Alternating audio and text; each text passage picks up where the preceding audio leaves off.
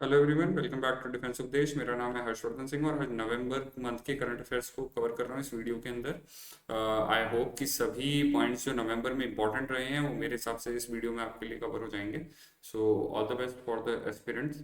चलिए शुरू करते हैं। नवंबर में सबसे पहले जो करंट अफेयर है वो ध्यान रखिएगा, चेरी ब्लॉसम फेस्टिवल की बात कर रहे हैं। चेरी ब्लॉसम जो है वो एक तरीके से बहुत फेमस फेस्टिवल होता है, जापान में भी होता है। एक चीज़ थोड़ी सी ध्यान रख लीजिएगा। और ये 3 डे चेरी ब्लॉसम फेस्टिवल जो है वो कहाँ चालू हुआ है? स्टेट ऑफ मेघालय के अंदर चालू हुआ है, ये बात ध्यान रख लीजिएगा। CM is Conrad Sangma. हालांकि ये एग्जाम में डायरेक्टली पूछने जाने के चांसेस कम है, बट ये देखो यहाँ पे एक इंपॉर्टेंट बात आ रही है, जैसे ambassador of Japan to India जो है ना, सातोशी सुजुकी, इनका नाम याद रखने की जरूरत नहीं है, ये इसमें शामिल हुए। The annual festival coincides with the actual blooming of the cherry blossom flowers। Cherry blossom जो फूल होते हैं उनके उगने और उनके फलने का या फिर उनके फूलने का जो सीजन होता है उस टाइम पे ये होता है।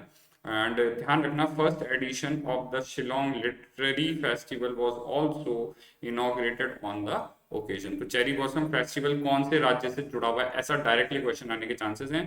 आंसर विल बी मेघालय, ये आपको डायरेक्टली याद रखना है। मैप बेस्ड क्वेश्चन में मेघालय की पोजीशन वगैरह पूछी जा सकती है, तो थोड़ा सा इस चीज को ध्यान रख लेना। जयंतिया, खासी और गारो हिल्स के बारे में भी एग्जाम में क्वेश्चन आ सकता है, तो उस चीज को भी ध्यान रख लीजिएगा। चलिए इसी के साथ में बात कर लेते हैं 52nd IFF यानी कि इंटरनेशनल फिल्म फेस्टिवल की। International film festival of India जो है वो कहाँ पे ऑर्गेनाइज कराया गया, ऐसा क्वेश्चन आ जाए तो भी आपको यहाँ पे क्वेश्चन बन सकता है, पूछा जा सकता है। ठीक है, ये गोवा में शुरू हुआ था and Asia's oldest and India's biggest film festival है ये। Founded in 1952, the film festival is held annually currently in the state of Goa. तो ये स्टेट ऑफ गोवा वाला पॉइंट जो है ना वो इंपॉर्टेंट है कि भाई गोवा में ऑर्गेनाइज कराया जाता है, ये चीज आपको याद रखनी है। इसके अलावा IFFI यानी कि international film festival of India features 148 films, जिसमें 73 कंट्रीज की फिल्म्स है और नवंबर में हुआ था। मेजरली गोवा में हुआ है, ये बात ध्यान रखें। नेक्स्ट चीज जो इसमें यहाँ पे याद रखने वाली है, बाय चांस अगर पूछ ले, चांसेस आर देयर कि NDA CDS के एग्जाम में आ सकता है। साउथ अफ्रीकन फिल्म बाराकात जो है, इनको डायरेक्टर का नाम पूछने के चांसेस कम है।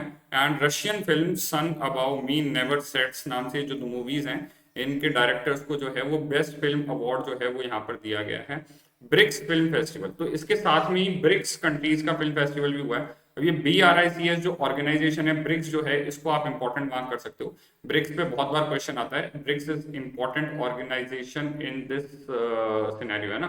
तो ब्रिक्स फिल्म फेस्टिवल कहाँ पे हुआ था, ऐसा भी पूछ ले तो आंसर वही सेम रहेगा आपका, गोवा। इसके साथ में हुआ है, IFFI के साथ में ही हुआ है।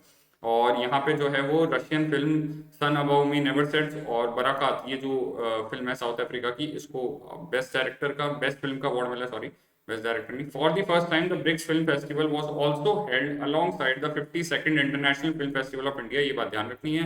Best director was won by Brazilian film maker जो है Lucia Murad for Anna. And Japanese director Masakazu Kaneko, इनकी फिल्म जो है वो रिंग वॉन्डरिंग नाम से जो मूवी है, इस मूवी को जो है वो गोल्डन पिकॉक अवार्ड मिला है। तो ये डायरेक्टली पूछा जा सकता है, गोल्डन पिकॉक अवार्ड किस मूवी को मिला international film festival of India के अंदर। तो ये कुछ पॉइंट्स रहेंगे जो इससे जुड़े हुए हैं, इनको एक बार रीड आउट कर लीजिएगा। जो आपको PDF है वो कहाँ से मिल जाएगी? डिफेंस उपदेश टेलीग्राम चैनल से जो है वो इसका PDF डाउनलोड कर सकते हैं। For PDF you need to visit defence Updesh Telegram channel, link description में दिया हुआ है नीचे। चलिए पुष्कर कैटल फेयर की बात कर लेते हैं। Pushkar cattle fair is a very famous cattle fair all over India के बहुत मशहूर मेलों में से एक माना जाता है। ट्रेडिशनली राजस्थान के अंदर पुष्कर है, ये बात ध्यान रखनी है आपको। एंड डायरेक्टली भी पूछा जा सकता है पुष्कर कैटल फेयर जो है वो कहाँ होता है, किस स्टेट का फेमस फेयर है। तो ध्यान रख लीजिएगा, जिन लोगों को नहीं पता है कि पुष्कर जो है वो राजस्थान के अंदर है, उनके लिए इंपॉर्टेंट हो सकता है। यहाँ पर कैमल्स, डोंकीज, इन सब की सेल वगैरह बहुत ज्यादा होती है। Pushkar cattle fair one of the major tourist attraction है इंडिया लेवल पे। तो NDA CDS के एग्जाम में पूछा जा सकता है। इसके अलावा बाकी इंफॉर्मेशन यहाँ पे दी हुई है, तो आप पढ़ सकते हैं और PDF डाउनलोड कर लीजिएगा डिफेंस उपदेश टेलीग्राम चैनल से। बैलेंडोर, ये जो पुरस्कार है ये फुटबॉल फील्ड से जुड़ा हुआ है, ये डायरेक्टली भी पूछा जा सकता है कि ये किस स्पोर्ट से जुड़ा हुआ है। तो आपको ध्यान रखना है फुटबॉल से जुड़ा हुआ है। और लियोनेल मेसी जो हैं, इनको ये पुरस्कार मिला है और ये रिकॉर्ड बार जो है वो इनको फिर से 7th टाइम, ठीक है, 7वीं बार ये पुरस्कार फिर से मिला है। और ये बात ध्यान रखना कि बैलन डॉर 2019 में हुआ था लास्ट, 2020 में नहीं हुआ था कोविड की वजह से। मेसी जो है वो अर्जेंटीना की तरफ से कोपा अमेरिका टाइटल के अंदर जो है वो जुलाई 2021 में after losing in 4 major international finals जो है awarded by France football magazine, ये दिया जाता है। और ये इंफॉर्मेशन आप पढ़ सकते हैं। ये पूछा जा सकता है कि किस साल से दिया जा रहा है मे बी, या कोई स्टेटमेंट देकर बोल दे, तो थोड़ा सा ध्यान रख लीजिएगा। बैलन डोर जो है फ्रांस की मैगजीन द्वारा सिंस 1956 दिया जा रहा है। सबसे पहला अवार्ड किसने जीता था, तो ये बात याद रख लीजिएगा, स्टैनली मैथ्यूज जो हैं उन्होंने फर्स्ट टाइम, पहला वाला अवार्ड जो है फर्स्ट टाइम जो है वो इस अवार्ड को जीता था। तो ये बात भी पूछी जा सकती है, एग्जाम में डाली जा सकती है। तो फर्स्ट टाइम विनर कौन है, फर्स्ट टाइम विनर जो है वो स्टैनली मैथ्यूज हैं। और अभी लेटेस्ट कौन है, लियोनेल मेसी हैं। तो ये सबने मेसी का नाम तो सुना ही है, फुटबॉल फैन है या नहीं है तो भी मेसी का नाम सुना है, तो ये ध्यान रख लीजिएगा। नेक्स्ट है इंडिया क्लीनेस्ट सिटी। तो सबको पता है कि Indore is India cleanest city. ये डायरेक्टली पूछा जा सकता है कि which city is titled India cleanest city for year. अब 5वीं बार लगातार जो है वो ये खिताब मिला है। ऐसा क्वेश्चन भी आ सकता है कि भैया अच्छा इंदौर को 2 बार ही मिला है, बाकियों को दूसरी बार, या कोई और सिटी को इस बार मिला है पहली बार, ऐसा कोई स्टेटमेंट डाल दे सकते हैं। और यूपीएससी ऐसा कर सकती है, तो इसलिए इसको ध्यान रख लीजिएगा कि मध्य प्रदेश की इंदौर सिटी जो है वो it is cleanest city in India. दूसरी चीज यहाँ पे याद रखने वाली है, सूरत गुजरात और विजयवाड़ा आंध्र प्रदेश, इनको सेकंड और थर्ड प्लेस मिली है, ये बात ध्यान रखनी है आपको। इंडियन स्टेट्स में Chhattisgarh has bag top position as the country's cleanest state, ये बात भी याद रखिएगा। स्वच्छता सर्वेक्षण हर साल होता है और हर साल इस पर क्वेश्चन आने के चांसेस रह सकते हैं। नेक्स्ट बात कर लेते हैं इंदिरा गांधी पीस प्राइज की। Indira Gandhi peace prize is a very important prize in India. Indira Gandhi peace prize या Indira Gandhi prize for peace, disarmament and development, ये इसका पूरा नाम है। हालांकि इसको इंदिरा गांधी पीस प्राइज के नाम से जाना जाता है, शॉर्ट फॉर्म है इसका ये। एंड ये जो है वो दिया गया है प्रथम नाम से, एक एनजीओ है या फिर सिविल सोसाइटी है, उसको मान लो एनजीओ मान लो एक तरीके से, प्रथम एनजीओ है, ठीक है, नॉन गवर्नमेंट ऑर्गेनाइजेशन है जो पब्लिक वेलफेयर वगैरह के लिए काम करते हैं, तो एनजीओ है ये, प्रथम एनजीओ को मिला है। इन्होंने अंडर प्रिविलेज चिल्ड्रन, यानी कि जो बच्चे गरीब वर्ग से आते हैं उन बच्चों को शिक्षा वगैरह प्रदान करने के लिए काम किया है, for the education of under privilege children in India and across the world, ठीक है। तो ये बात ध्यान रख लीजिएगा, ये डायरेक्टली आपसे पूछ सकता है कि किसको मिला है। नेक्स्ट बात कर लेते हैं मेजर ध्यानचंद खेल रत्न अवार्ड। ये इंडिया में हाईएस्ट स्पोर्ट्स अवार्ड है, ये बात ध्यान रखनी है आपको, हाईएस्ट स्पोर्ट्स अवार्ड है इंडिया के अंदर। और ये पहले ही अनाउंस हो गए थे। हालांकि अवार्ड जो है वो बांटे कब गए हैं, नवंबर के मंथ के अंदर जो है वो प्रेसिडेंट द्वारा अवार्डेड ये लोग हैं। और आपको ये लिस्ट में थोड़ा सा ध्यान रखना है, कई बार रेगुलरली एग्जाम में क्वेश्चन आ जाते हैं कि कौन से खेल से कौन सा खिलाड़ी है, जैसे है ना, एग्जाम्पल के तौर पे आपसे पूछ लिया कि लवलीना बोरगोहेन जो है वो किस खेल से संबंधित हैं, क्योंकि इन्होंने ओलंपिक्स में मेडल जीता। तो इसी तरीके से श्रीजित पीआर का नाम पूछ लिया, या फिर आपसे पूछ लिया अवनी लखेरा जो है वो कहाँ से आती हैं, कौन से स्पोर्ट्स हैं। तो ये कुछ स्पोर्ट्स पर्सनालिटीज इस बार हैं जिन्होंने इस बार गोल्ड मेडल्स वगैरह जीते हैं ओलंपिक्स वगैरह के अंदर। तो ओलंपिक में गोल्ड मेडल जीतने वाले खिलाड़ियों के नाम, ब्रॉन्ज मेडल जीतने वाले खिलाड़ियों के नाम, ये आपको थोड़े से ध्यान रखने हैं, ये डायरेक्टली एनडीए के एग्जाम में आ सकते हैं। ओलंपिक्स पे जो मेडल्स की टैली वगैरह है वो आपको डिफेंस उपदेश टेलीग्राम चैनल पे जो मैंने मंथ में, जैसे अगस्त के मंथ में ओलंपिक्स वगैरह हुए थे तो उसके अंदर कवर किया हुआ है, तो उसमें आप चेक कर सकते हो, वहां पे उस टाइम पे मिल जाएंगे आपको। नहीं तो अगर आप लोग कमेंट में मुझे बता देना, अगर आपको चाहिए तो मैं उसके लिए एक सेपरेट वीडियो डाल दूंगा। एनीवेज, यहाँ पे इस लिस्ट को एक बार पढ़ के चले जाइएगा और ये ध्यान रख लेना कौन से स्पोर्ट्स है। कई बार रेगुलरली यूपीएससी क्वेश्चन पूछती रही है कि कौन सा खिलाड़ी दे दिया और फिर पूछ रहे हैं कि स्पोर्ट्स कौन सा है, ठीक है। ये लिस्ट इज गिवन हियर, तो डिफेंस उपदेश टेलीग्राम चैनल से इसका पीडीएफ डाउनलोड कर लेना। नेक्स्ट बात कर लेते हैं पद्म विभूषण अवार्ड्स की। देखो 3 तरीके के पद्म अवार्ड होते हैं, ठीक है। पद्म विभूषण होता है सबसे ऊपर, ठीक है, पद्म विभूषण के नीचे होता है भूषण, पद्म भूषण, और पद्म भूषण के नीचे होता है पद्मश्री। तो ये इंडिया में हाईएस्ट टू लोएस्ट, मतलब है ना, इस तरीके से रैंक, ये हाई होती है, ये हाई अवार्ड है और ये लो है। तो इस तरीके से ध्यान रख सकते हो कि विभूषण से लेकर भूषण और फिर श्री। तो पद्म विभूषण अवार्ड इसमें इंडिया में इस बार 7 जनों को दिए गए हैं। डायरेक्टली पूछा जा सकता है किसको नहीं मिला है या किसको मिला है। खास तौर से ध्यान रख लेना, शिंजो आबे का नाम थोड़ा सा ध्यान रख लेना। शिंजो आबे जो है वो जापान के प्रधानमंत्री, ये बात याद रहे, ठीक है। दूसरा, श्री नरेंद्र सिंह कापानी, ये जो है वो United states of America USA से हैं, बाकी सब इंडियन है। बाकी ये दो जो है फॉरेनर्स हैं, इनको भी मिला है। तो ये बात भी याद रखे। देखो ऐसा हो सकता है यूपीएससी ऐसा डाल दे, क्वेश्चन डाल दे, कह दे कि अच्छा पद्म अवार्ड्स केवल और केवल इंडियंस को दिए जाते हैं, ऐसा कोई स्टेटमेंट डाल दे। तो ध्यान रखना कि ये फॉरेनर्स को भी मिल रहे हैं। और इस बार शिंजो आबे को, जो कि जापानीज प्राइम मिनिस्टर रहे हैं पहले, रिटायर हो चुके हैं अभी, और उनको मिला था, और श्री नरेंद्र सिंह कापानी को मिला है। इसके अलावा इन सब लोगों के नाम भी जो है वो आप पढ़ लीजिएगा। बीबी लाल जो है, मौलाना वहीदुल्ला खान जो है, ये स्पिरिचुअलिज्म के लिए है, इनको आर्कियोलॉजी के लिए मिला है। सुदर्शन साहू को जो है वो मिला है आर्ट के लिए। इसी तरीके से PSP बाला सुब्रमण्यम, जिनकी डेथ हो गई थी, ये म्यूजिशियन है तमिलनाडु से। और बेले मुनप्पा हेगड़े, इनको मेडिसिन के लिए। इस तरीके से जो है वो ये 7 नाम जो है पद्म विभूषण के, पढ़ के चले जाना एग्जाम से पहले, थोड़ा सा इंपॉर्टेंट है। खासतौर से शिंजो आबे का तो खासतौर से याद रखिएगा। चलो इसी के साथ में आगे बढ़ते हैं। पद्म भूषण और श्री के लिस्ट याद रखने की जरूरत नहीं है, वो कोई नहीं पूछेगा आपसे। हाँ, हो सकता है मे भी पद्म विभूषण पे पूछ ले कि किसको मिला किसको नहीं मिला। नेक्स्ट, इसी के साथ में जो नेशनल अवार्ड दिए गए, जैसे खेल रत्न हो गया और आपके पद्म विभूषण हो गए, उसी के साथ में एक और स्पेशल अवार्ड होता है, Tenzing Norgay national adventure award. ठीक है, ये बात ध्यान रखना। ये इस बार क्यों स्पेशली इंपॉर्टेंट है, खासतौर से डिफेंस एस्पिरेंट्स के लिए। क्यों? क्योंकि ये इंडियन आर्मी के ऑफिसर्स को मिला है इस बार। तो ये नेशनल एडवेंचर अवार्ड जो होता है वो ministry of youth affairs and sports के द्वारा दिया जाता है। ये बात रखना। Adventure is also kind of a sport. Adventure sports की कैटेगरी में आता है। तो ये बात ध्यान रख लेना कि adventure is parts of sports category, that is why ये आपके लिए इंपॉर्टेंट हो जाता है। अच्छा, दूसरी चीज ये याद रखनी, lieutenant colonel Sarvesh Dhadwal, colonel Amit Bisht और लेफ्टिनेंट कर्नल इनको अमित बिष्ट और जो लेफ्टिनेंट कर्नल दादवाल, इन दोनों को जो है वो ये मिले हैं, अवार्ड मिले। इनमें डायरेक्टली नाम पूछने के चांसेस रहेंगे, या फिर पूछा जा सकता है तेंजिंग नॉर्गे अवार्ड किस लिए दिया जाता है, किस कैटेगरी में दिया जाता है, किस चीज से जुड़ा हुआ है, ऐसा कुछ पूछ सकते हैं। तो ये बात याद रखना, Tenzing Norgay award is for national adventure sports, adventure sports से जुड़ी हुई एक्टिविटीज के लिए दिया जाता है। तो धदवाल जो है, लेफ्टिनेंट कर्नल धदवाल जो है, उनको स्काई डाइविंग के लिए दिया गया है। और लेफ्टिनेंट कर्नल अमित बिष्ट को जो है वो लैंड एक्टिविटीज जैसे माउंटेनियरिंग वगैरह है ना, माउंटेन क्लाइंबिंग या माउंटेनियरिंग,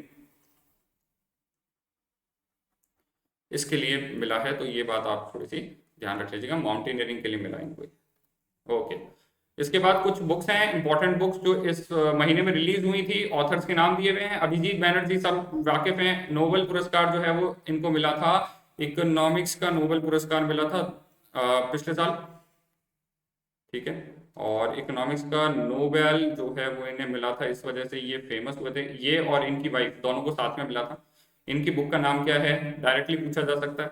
लाल सलाम Smriti Irani tourism minister, sorry textile minister रही हैं भारत की, पहले HRD मिनिस्टर भी रही है। इसी तरीके से सलमान खुर्शीद जो कि कांग्रेस लीडर है, पॉलिटिकल लीडर है ये, ठीक है, पॉलिटिशियन है, और पहले कैबिनेट पॉलिटिशियन है और पहले कैबिनेट मिनिस्टर रहे हैं, केंद्रीय मंत्री रहे हैं। सुधा मूर्ति जो कि नारायण मूर्ति की पत्नी है और इन्फोसिस कंपनी की CEO है, या इन्फोसिस कंपनी की इंपॉर्टेंट शेयर होल्डर है, एक्चुअली CEO नहीं, इंपॉर्टेंट पर्सनालिटीज में गिनी जाती हैं। ये इनका नाम भी इंपॉर्टेंट रहेगा। तो सुधा मूर्ति की किताब जो है उनका नाम क्या है, सेज विद 2 फॉन्ट्स। तो ये चारों किताबों के नाम ऑथर के साथ में ध्यान रख लीजिएगा, ये भी हो सकता है क्वेश्चन आ जाए। चलिए इसी के बाद में बात कर लेते हैं कोलंबो सिक्योरिटी कॉन्क्लेव की। तो अब डिफेंस वाले सेक्टर में आ गए अपन, एक तरीके से डिफेंस की बात कर रहे हैं। तो कोलंबो सिक्योरिटी कॉन्क्लेव जो है ये बेसिकली कहाँ हुआ था, किसके बीच में हुआ है, एक्सेट्रा एक्सेट्रा। तो ध्यान रखना, इंडियन नेवी, मालदीव्स की नेवी और श्रीलंका की नेवी के बीच में हुआ है कोलंबो सिक्योरिटी कॉन्क्लेव। नाम से पता चल जाएगा कहाँ हुआ, श्रीलंका में हुआ है। ठीक है, और बेसिकली इसका मेन ऑब्जेक्टिव है कि इंडियन ओशन वाले रीजन में नेवी के जो ऑपरेशंस है उनको बेटर करना।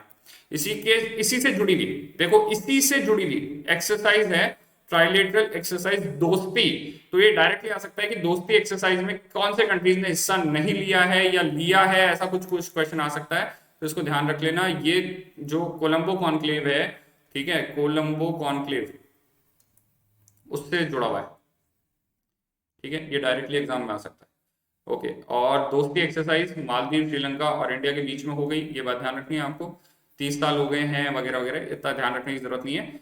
सबसे पहले ये दोस्ती एक्सरसाइज 1991 में हुई थी बिटवीन इंडिया एंड मालदीव। तो श्रीलंका जो है वो इसमें बाद में जुड़ा है, श्रीलंका कब जुड़ा है? श्रीलंका इसमें 2012 में जुड़ा है। ये पॉइंट आप लोगों के लिए इंपॉर्टेंट रहेंगे, दोनों पॉइंट्स इंपॉर्टेंट है, ठीक है। इस एक्सरसाइज के बारे में ये दोनों पॉइंट्स इंपॉर्टेंट मार्क कर लीजिएगा। चलिए नेक्स्ट बात कर लेते हैं। इंडियन एयरफोर्स को 2 मिराज 2000 एयरक्राफ्ट, फाइटर एयरक्राफ्ट जो है वो ले रहे हैं। इंडियन एयरफोर्स ने जो है 25 नवंबर 2021 को ग्वालियर एयरफोर्स बेस के लिए जो है फ्रांस से मिराज 2000 एयरक्राफ्ट खरीदे। The aircraft would now be upgraded to the latest standard, जो इंडिया के प्रेजेंटली फ्लीट है मिराज 2000 एयरक्राफ्ट का, उसके स्टैंडर्ड के हिसाब से इसको जो है वो अपग्रेड किया जाएगा। देखो इंडिया में फाइटर एयरक्राफ्ट की कमी है, जो स्क्वाड्रन है वो ऑलरेडी एग्जिस्टिंग स्ट्रेंथ के मुकाबले में, या जो सैंक्शन स्ट्रेंथ है जिसकी परमिशन है उस स्ट्रेंथ या उस शक्ति के मुकाबले में कम है हमारे फाइटिंग स्क्वाड्रन। इसलिए इंडिया को जो है वो अभी फिलहाल जब तक रफेल वगैरह का ये पूरा नहीं होता, HAL द्वारा जो नए एयरक्राफ्ट तेजस वगैरह के जो बड़े वर्जन हैं वो डेवलप किए जा रहे हैं, वो सब नहीं होते तब तक इंडिया को फाइटिंग फिट रहने के लिए फाइटर एयरक्राफ्ट की जरूरत है। और मिराज जैसा पुराना एयरक्राफ्ट भी हम ले रहे हैं, तो ये बात ध्यान रख लीजिएगा। The Indian Air Force has acquired 51 Mirages in different batches from and they form 3 squadrons. तो 3 स्क्वाड्रन जो है वो बना दिए जाएंगे मिराज एयरक्राफ्ट की हेल्प से। और इसलिए इंपॉर्टेंट रहेगा, मिराज एयरक्राफ्ट कहाँ से खरीदा है, फ्रांस से खरीदा है, ये ऐसा कुछ पूछ सकता है। मिराज फाइटर एयरक्राफ्ट के बारे में क्वेश्चन आ सकता है, तो इसको थोड़ा सा गूगल भी कर लीजिएगा। मिराज एयरक्राफ्ट जो है वो कैसा दिखता है, क्या स्पेसिफिकेशन है, ट्विन इंजन है, सिंगल इंजन है, ऐसी चीज भी एग्जाम में आ सकती है। चलिए आगे बात करते हैं INS वेला। INS वेला जो है वो क्या है? सबमरीन है, पनडुब्बी है, और कैसी है? स्कॉर्पियन क्लास सबमरीन है। प्लीज ध्यान रखना है, स्कॉर्पियन क्लास सबमरीन जो है वो डीजल इलेक्ट्रिक पावर सबमरीन होती है, और ये जो है वो INS वेला इस कैटेगरी की सबमरीन है जो अंडर प्रोजेक्ट 75 इंडिया खुद के लिए जो सबमरीन डेवलप कर रहा है वो है ये। एंड मझगांव डॉक लिमिटेड जो इंडिया या इंडियन गवर्नमेंट का एक तरीके से कंपनी है जो नेवी के लिए शिप्स एंड सबमरीन्स को डेवलप या बनाने का काम करती है, उसके द्वारा इसको बनाया गया है। ये बात ध्यान रखनी है आपको, ये डायरेक्टली क्वेश्चन आ सकते हैं। मझगांव डॉक द्वारा बनाया गया है, किसके द्वारा बनाया गया है? जैसे कोची शिप बिल्डर्स लिमिटेड है, जैसे ठीक है, तो उस तरीके से अलग अलग डॉकयार्ड जो है वो इंडियन नेवी के लिए काम करते हैं अलग अलग चीजों को बनाने में। तो INS वेला कहाँ बनाई जा रही है? INS वेला क्या है? प्रोजेक्ट 75 किससे जुड़ा हुआ है? ऐसा कोई क्वेश्चन आ जाए तो उससे जुड़े हुए क्वेश्चन। नाउ यहाँ पे ध्यान रख लेना, प्रोजेक्ट 75 जिसकी बात कर रहे हैं अपन, तो प्रोजेक्ट 75 के अंदर जो है वो 4 शिप्स जो हैं या 4 जो सबमरीन है वो ऑलरेडी कमीशन हो चुके हैं। देखो यहाँ पे टाइमलाइन भी दी हुई है, कमीशन में देख सकते हो यहाँ पे 25 नवंबर 2021 को ये कमीशन हो गई, वेला हो गई, और बाकी इससे पहले 2017, 2019, 2021 में कमीशन हो चुकी हैं। और ये कलवेरी, खंडेरी, करंज और वेला, ये 4 नाम है। आगे वगीर और वगशीर जो हैं ये दोनों भी कमीशन होंगी 2022 में ही है, अंडर सी ट्रायल चल रही है दोनों ही। तो टोटल प्रोजेक्ट 75 क्या है, किस चीज से जुड़ा हुआ है? स्पेशली सबमरीन से जुड़ा हुआ है, ठीक है। सबमरीन जो है वो पनडुब्बी कहलाती है, और सबमरीन्स की कैटेगरी है प्रोजेक्ट 75। इसमें 6 सबमरीन जो हैं वो स्कॉर्पियन क्लास की सबमरीन्स को इंडिया डेवलप कर रही है, और इसको मझगांव डॉक लिमिटेड द्वारा बनाया गया है। प्लीज इंपॉर्टेंट है, इसको ध्यान रखना है। इसी तरीके से INS विशाखापट्टनम की भी बात कर लेते हैं। INS विशाखापट्टनम शिप जो है वो इंडियन नेवी को सुपुर्द कर दिया गया। The commissioning ceremony of the INS Visakhapatnam, the first ship of project 15B, project 15B, एक प्रोजेक्ट 75 आ गया, एक प्रोजेक्ट 15B आ गया, ठीक है। और ये नवंबर में किया गया था नेवल डॉक मुंबई के अंदर, मिनिस्टर राजनाथ सिंह जो हैं डिफेंस मिनिस्टर हैं उनके द्वारा किया गया था। विशाखापट्टनम क्लास शिप जो हैं, ठीक है, these are designed by the naval design bureau या फिर directorate of naval design, and Mazagon dock limited जो है वो इन्होंने इसको बनाया मुंबई में। ये बात ध्यान रखनी है आपको, ये फिर से वापस नाम आ गया है। और यहाँ पे ये ध्यान रख लेना, प्रोजेक्ट 15B जिसके अंदर विशाखापट्टनम क्लास के शिप्स तैयार किए जा रहे हैं। विशाखापट्टनम क्लास शिप में विशाखापट्टनम, मोरवेगांव, इम्फाल और सूरत, ये 4 शिप बनेंगे। हालांकि इनकी देखो जो एक्सपेक्टेड कमीशनिंग डेट है ये बात की है, अभी ये ऑलरेडी हो चुका है। तो ये वाला ध्यान रखना है आपको, INS विशाखापट्टनम क्या है, ऐसा कुछ पूछ ले तो ध्यान रख लेना कि ये जो है वो मझगांव डॉक लिमिटेड द्वारा बनाया गया एक शिप है, ठीक है, फास्ट मूविंग शिप है। और ये बात ध्यान रखनी है आपको कि फ्रिगेट शिप जो है वो फास्ट मूविंग शिप्स होते हैं जो पूरी तरीके से रॉकेट्स या मिसाइल्स वगैरह लॉन्च करने के लिए यूज में किए जाते हैं। तो INS Visakhapatnam is a ship, aircraft carrier है, प्लेन है, ऐसा है कुछ पूछ ले तो ध्यान रख लेना। दूसरा प्रोजेक्ट 15B किस चीज से जुड़ा हुआ है, तो विशाखापट्टनम शिप से जुड़ा हुआ है। दीज आर शिप्स, ठीक है, तो ये बात ध्यान रखनी है आपको। नेक्स्ट बात कर लेते हैं इलेक्ट्रॉनिक वॉरफेयर सूट शक्ति। शक्ति नाम से जो है वो इलेक्ट्रॉनिक वॉरफेयर सूट जो है वो हैंड ओवर किया गया। The prime minister Narendra Modi handed over advance electronic warfare system शक्ति टू द इंडियन नेवी। ठीक है, इंडियन नेवी के लिए शक्ति सिस्टम जो है वो डेवलप किया गया है। ये develop by defence electronics research laboratory जो डीआरडीओ के अंदर में आती है उसके द्वारा डेवलप किया है, और ये wire band electronic support measures देता है for defence of Indian naval ships against missile attacks. तो इंडियन नेवल शिप्स को मिसाइल से बचाने के लिए जो शक्ति नाम से एक तरीके का सुरक्षा कवच टाइप है इंडियन नेवी के लिए, उसकी बात यहाँ पर जो है वो हो रही है, और इस तरीके से शक्ति जो है वो हेल्प करेगी इंडियन नेवी को। ठीक है, ओके, नाउ नेक्स्ट बात कर लेते हैं एक्सरसाइज प्रस्थान। ठीक है, एक्सरसाइज प्रस्थान जो है वो किसके द्वारा ऑर्गेनाइज कराया गया है, डायरेक्टली क्वेश्चन आ जाए तो सिक्योरिटी एक्सरसाइज है नेम प्रस्थान, जो offshore development area of Mumbai कराया गया था वेस्टर्न नेवल कमांड के अंडर में। एवरी 6 मंथ, हर 6 महीने में जो कोस्टल बेल्ट है, कोस्टल रीजन है, तटीय इलाके हैं, उनकी सिक्योरिटी कैसी है, वहां पे सुरक्षा के क्या इंतजाम वगैरह उसको चेक करने के लिए इसको कराया गया। तो ये प्रस्थान जो एक्सरसाइज है, युद्ध अभ्यास है, वो किसके द्वारा कराया गया, तो इंडियन नेवी के द्वारा कराया गया। कहाँ कराया गया, मुंबई के पास में कराया गया। ऐसा कुछ क्वेश्चन आ जाए तो इसको देख लीजिएगा। चलिए आगे बात कर लेते हैं एक्सरसाइज सिटमैक्स 2021। जैसा मैं पहले भी कहता रहा हूँ, देखो जब भी आपको इस तरीके से कैपिटल में मैक्स या ऐसा कुछ लिखा मिले तो ध्यान रखना एक्स हमेशा EX मतलब एक्सरसाइज होगा, M मतलब मैरीटाइम यानी कि नेवल एक्सरसाइज होगी, और SIT, अब सीधी सी बात है कि यहाँ पर SIT का फुल फॉर्म आपको सोचना है। तो देखो यहाँ पे सिंपल तौर पे सोचने वाली बात है कि सिंगापुर की बात हो सकती है, और कोई कंट्री ऐसी है नहीं जिसमें S आता हो जो इंडिया के आसपास है। उसके अलावा I मतलब इंडिया हो गया, तो तीसरा जो है वो थाईलैंड या कुछ ऐसा ही होगा। तो इस तरीके से आप थोड़ा सा सोच सकते हो अगर कभी आपको इस तरीके से एक्सरसाइज सिटमैक्स ऐसा कुछ लिखा मिल जाए। ध्यान रख लेना यहाँ पे इंडिया, सिंगापुर और थाईलैंड के बीच में एक्सरसाइज हुई है सिटमैक्स इन अंडमान सी। अंडमान सी में ये एक्सरसाइज कराई गई है, सिटमैक्स एक्सरसाइज कराई गई है। कौन सी कंट्रीज हो गई, इंडिया, सिंगापुर और थाईलैंड के बीच में एक्सरसाइज कराई गई है। ये हर साल ऑर्गेनाइज कराती जा रही है। 2019 के बाद से सिटमैक्स जो है वो पोर्ट ब्लेयर के अंदर कराई गई। सिंगापुर नेवी ने इसका पिछले साल का वर्जन करवाया था। तो इस तरीके से ये इंपॉर्टेंट रहेगा। चलिए इसी के साथ में आगे बढ़ते हैं, बात करते हैं एक्सरसाइज शक्ति की। शक्ति एक्सरसाइज जो है वो किसके साथ में की गई, फ्रांस आर्मी के साथ में की गई है। कहां पे हुई थी, फ्रांस के अंदर ही हुई थी, इन फ्रांस। ठीक है, फ्रेजूस नाम की जगह जो है वो फ्रांस के अंदर है, यहाँ पर ये एक्सरसाइज कराई गई थी। कोरका राइफल इन्फेंट्री बटालियन ने इसमें हिस्सा लिया। 21st मरीन इन्फेंट्री रेजिमेंट वहां की थी उसमें, इस तरीके से। तो ये तो स्पेसिफिकली याद रखने की जरूरत नहीं है, बट आपसे डायरेक्टली पूछ लिया एक्सरसाइज शक्ति कौन से दो देशों के बीच में हुई है, तो ध्यान रखना फ्रांस के साथ में हुई है इंडिया की एक्सरसाइज। ठीक है, ये PDF डाउनलोड कर लेना, कहाँ से, डिफेंस उपदेश टेलीग्राम चैनल से। चलो आगे बात करते हैं स्मार्ट एंटी एयरफील्ड वेपन। ठीक है, जिसको SAW भी कहा जाता है, SAAW। ठीक है, DRDO द्वारा इंडियन एयरफोर्स के लिए, ध्यान रखना किसके लिए, इंडियन एयरफोर्स के लिए smart anti airfield weapon develop किया गया है, और इसका टेस्ट रेंज वगैरह चल रहा है। तो बेसिकली जैसे पाकिस्तान का कोई एयरफील्ड है या कोई चाइना का एयरफील्ड है जिसको डिस्ट्रॉय करना है ताकि वहां से प्लेन्स वगैरह टेक ऑफ नहीं कर सकें, इसके लिए इस वेपन को डेवलप किया गया है स्मार्ट एंटी एयरफील्ड वेपन। नाम से पता चल जाएगा कि भाई एयरफील्ड जो होती है उसकी उसको एक तरीके से डिस्ट्रॉय करने के लिए इसको वेपन को यूज किया जा रहा है। एंड ये सैटेलाइट नेविगेशन का इस्तेमाल करके, इलेक्ट्रो ऑप्टिकल सेंसर्स का इस्तेमाल करके जो है वो उस टारगेट को डिस्ट्रॉय करेगा, एयरफील्ड को डिस्ट्रॉय कर देगा जहां से प्लेन वगैरह टेक ऑफ नहीं कर पाए। इसके लिए इसकी जरूरत है, ध्यान रख लेना। स्मार्ट एंटी एयरफील्ड वेपन, ये 100 का फुल फॉर्म है। देखो डायरेक्टली UPSC डाल सकती है आपके सामने कि हाल ही में खबरों में चल रहा 100 SAAW, इसका फुल फॉर्म क्या है। ठीक है, स्मार्ट एंटी एयरफील्ड वेपन है, DRDO द्वारा डेवलप किया गया है, टारगेट को 100 किलोमीटर की रेंज में खत्म कर सकता है। ठीक है, ये सारी चीजें आप इसके बारे में पढ़ लीजिएगा, DRDO द्वारा ही डेवलप है। ये सब इंफॉर्मेशन मैं यहाँ दे रहा हूँ, अगर आप चाहें तो इसको पढ़ लीजिएगा। यहाँ पे मैं इसको खत्म कर रहा हूँ। नेक्स्ट बात आगे बढ़ते हैं।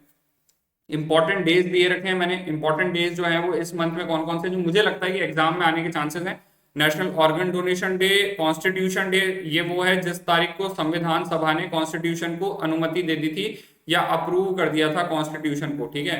तो कॉन्स्टिट्यूशन पे साइन हो गए थे कौन सी तारीख को, 26 नवंबर को, ठीक है। तो कॉन्स्टिट्यूशन डे मनाया जाता है। बिरसा मुंडा जो कि एक ट्राइबल लीडर है, प्लीज थोड़ा सा इसके बारे में पढ़ लेना, यूपीएससी में हिस्ट्री के हिसाब से इंपॉर्टेंट है ये, ठीक है, ये भी आ सकता है। इसके अलावा छत्तीसगढ़ जो स्टेट है, सॉरी झारखंड जो स्टेट है, उसका स्टैब्लिशमेंट डे भी 15 नवंबर है। बिरसा मुंडा जो है वो ट्राइबल लीडर थे, इन्होंने जो है वो संथाल रिबेलियन के लीडर थे और अंग्रेजों के खिलाफ संथाल विद्रोह, संथाल रिबेलियन जो है वो इन्होंने किया था, संथाल विद्रोह जो है वो इन्होंने किया था, इसलिए इनके बारे में आपको थोड़ा सा पढ़ लेना चाहिए। यूपीएससी एनडी और सीडीएस में इसके बारे में, संथाल रिबेलियन के बारे में 2-4 बार क्वेश्चन डाल चुकी है पहले भी, तो इसके बारे में स्पेसिफिकली अलग से थोड़ा सा पढ़ लीजिएगा। और चिल्ड्रंस डे 14 नवंबर को आता है, जो कि पंडित जवाहरलाल नेहरू का जन्म दिवस भी है। तो ये कुछ इंपॉर्टेंट डेज हैं जो नवंबर मंथ में आते हैं, जो मुझे लगता है एग्जाम में आने के चांसेस हाई हैं, बाकी तो दिन तो बहुत है, ठीक है, हर रोज एक दिन होता है। एनीवेज, पराग अग्रवाल का नाम ध्यान रखिएगा, अपडेटेड रहे, जो इंडियंस हैं जिन्होंने कोई ना कोई कारनामा करके दिखाया थोड़े दिनों में, है ना। तो पराग अग्रवाल जो है वो ट्विटर के नए सीईओ अपॉइंट हो गए हैं, ये बात ध्यान रखना। ट्विटर जो है वो क्या है, माइक्रो ब्लॉगिंग साइट है कि भाई जहां पे आप अपने ओपिनियन, अपना ज्ञान दे सकते हो कि साहब मेरे को जो है वो ये बात अच्छी नहीं लगी है, ये बात अच्छी लगी, और उसके लिए सरकार आपको गिरफ्तार कर ले नहीं करे वो बात की बात है, सारा मामला वो बात का है, वो आप अपने एक्शन के लिए खुद जिम्मेदार हैं। बट अभिव्यक्ति की आजादी अंडर आर्टिकल 19 जो है वो आप आजाद हैं कि आप कोई भी ओपिनियन रख सकते हैं, बट आपको उसमें सोचना चाहिए कि उसमें किसी की मानहानि नहीं होगी वगैरह। तो ट्विटर जो है वो वेबसाइट है जिससे ये सारे हंगामे होते हैं, आप सबने नाम सुना है। ट्विटर के सीईओ कौन बन गए, पराग अग्रवाल, डायरेक्टली नाम ध्यान रख लेना, डायरेक्टली पूछ सकता है। या किनको हटा के मैंने जैक डॉर्सी जो है वो इससे पहले थे और अब इनकी जगह पराग अग्रवाल ने रिप्लेस कर दिया इनको, तो ये डायरेक्टली आ सकता है एग्जाम में। नेक्स्ट बात कर लेते हैं शाहीन 1 एक्सेस, ये मिलिट्री जो मिसाइल है या क्या है, ऐसा कुछ क्वेश्चन आ जाए तो भैया पाकिस्तान की मिसाइल है, डायरेक्टली पूछने के चांसेस हैं, इससे ज्यादा नहीं पूछेगा कि किसकी मिसाइल है या कहाँ है। तो पाकिस्तान की surface to surface ballistic missile, surface to surface मतलब सतह से सतह मार करने वाली, मान लीजिए कि जैसे इसकी रेंज हो गई 900 किलोमीटर की रेंज दे रखी है ना, तो 900 किलोमीटर दूर किसी टारगेट को सतह से मारा जा सकता है, मतलब शिप्स वगैरह से या एयरक्राफ्ट से इसको लॉन्च नहीं कर सकते आप, इसको सरफेस से ही लॉन्च करना होगा। तो ये न्यूक्लियर कैपेबल पाकिस्तान द्वारा शाहीन 1 जो मिसाइल है उसका जो है वो परीक्षण किया गया, थोड़ा सा डायरेक्टली पूछने वाला जो क्वेश्चन है। दूसरा बात कर लेते हैं, यूएसए ऑस्ट्रेलिया और यूके के बीच में न्यूक्लियर सबमरीन डील हुई है, ध्यान रख लेना, यूएस ऑस्ट्रेलिया यूके के बीच में न्यूक्लियर सबमरीन डील। अब मैं थोड़ा सा इसका बैकग्राउंड बता देता हूँ, एक्चुअली क्या हुआ कि यही सारी कहानी यहाँ पे नीचे लिखी, देखो जो मैं बता रहा हूँ पढ़ लेना आराम से डिटेल में, पीडीएफ डाउनलोड करके। मोटे मोटे तौर पे यूके और ऑस्ट्रेलिया और यूएसए के बीच में ये डील हुई है कि यूएस और यूके जो दोनों न्यूक्लियर पावर कंट्री हैं वो ऑस्ट्रेलिया को न्यूक्लियर सबमरीन प्रोवाइड करेंगे। अब ऑस्ट्रेलिया वाले पहले से ही चाइना वालों से थोड़ा सा जो है उनकी नहीं बन रही है, अभी हंगामा चल ही रहा है, इसी वजह से आपने क्वाड का नाम सुना होगा। क्वाड में ऑस्ट्रेलिया, इंडिया, जापान और अमेरिका हैं। तो ऑस्ट्रेलिया को इंडियन ओशन और पैसिफिक ओशन में चाइना के बढ़ते हुए दबदबे की वजह से थोड़ा सा पंगा चल रहा है चाइना के साथ में। ऑस्ट्रेलिया वाले अपनी नेवी की स्ट्रेंथ, अपनी आर्मी की स्ट्रेंथ बढ़ा रहे हैं, तो इन्होंने कहा कि यार हमें सबमरीन जो है न्यूक्लियर सबमरीन मिल जाएगी तो बहुत अच्छी बात है। तो ये पहले सबमरीन खरीदने वाले थे किससे, फ्रांस से। अब क्या हुआ, जब फ्रांस से ये सबमरीन खरीदने वाले थे तो इन्होंने एक नया एग्रीमेंट किया, इस एग्रीमेंट, इस अलायंस को ऑकस नाम दिया गया। ये बहुत न्यूज में चलेगा, अभी ध्यान रख लेना, ये एग्जाम में डायरेक्टली आ सकता है, एसएसबी के हिसाब से भी इंपॉर्टेंट है। ऑकस क्या है ना, तो ऑस्ट्रेलिया, यूके और यूएस ये 3 ऑकस बन गए। तो ऑकस की डील होने के बाद में इन्होंने फ्रांस वालों को मना कर दिया, अब हम आपसे नहीं खरीदेंगे, हमें तो अमेरिका वाले और यूके वाले न्यूक्लियर सबमरीन दे रहे हैं, आपसे हम नॉर्मल सबमरीन क्यों खरीदें। तो इसमें फ्रांस को हंगामा हुआ था और ये ऑकस अलायंस बना था, ये बात ध्यान रखना। तो ऑकस जो है वो इंपॉर्टेंट हो जाता है, बहुत ज्यादा इंपॉर्टेंट है, ये भी रिसेंट में बहुत बहुत ज्यादा इंपॉर्टेंट है। जैसे क्वाड हुआ, एससीओ हुआ, ये जो इंपॉर्टेंट ऑर्गेनाइजेशन, इन पे क्वेश्चन आने के चांस भी हाई है, ठीक है, क्वेश्चन आने का चांस हाई है, आ सकता है।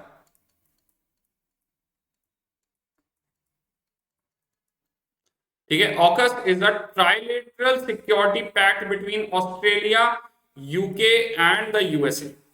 ठीक है, ये 15 सितंबर 2021 को अनाउंस किया गया था और इसकी वजह से ऑस्ट्रेलिया को यूके और अमेरिका क्या कर रहे हैं, न्यूक्लियर पावर सबमरीन दे रहे हैं, और चाइना ने इसकी क्या की है, साफ तौर पे आलोचना की है, कहा है कि ये डील जो है वो वेस्टर्न पावर्स को दिखाती है, कोल्ड वॉर मेंटेलिटी दिखाती है कि भैया हाँ हम तो कोल्ड वॉर करना चाहते हैं।